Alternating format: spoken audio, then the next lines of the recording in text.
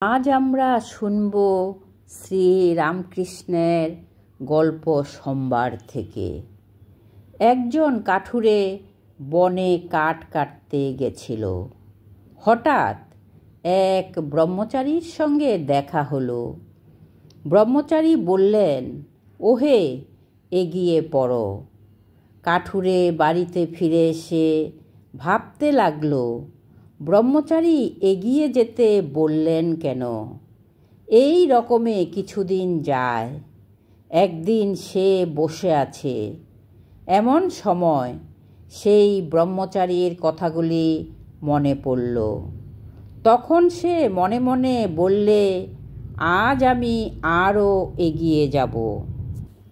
বনে গিয়ে আরও এগিয়ে দেখে যে অসংখ্য চন্দনের গাছ।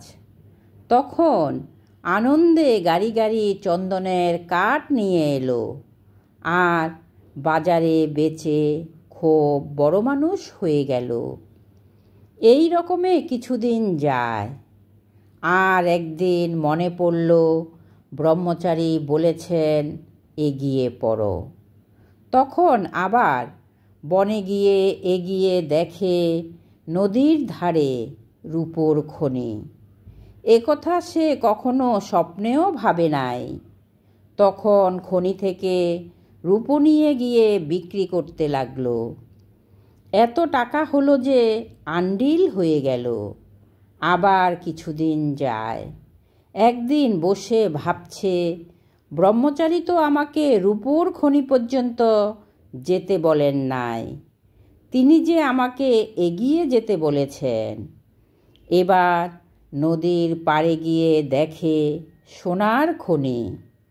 তখন সে ভাবলে, ওহো, তাই ব্রহ্মচারী বলেছিলেন এগিয়ে পড়ো। আবার কিছুদিন পরে এগিয়ে দেখে হিরে মানিক রাশিকৃত পড়ে আছে। তখন তার কুবেরের মতো ঐশ্বর্য হলো। জয় রাম, জয় গোবিন্দ। যিনি রাম, তিনিই কৃষ্ণ।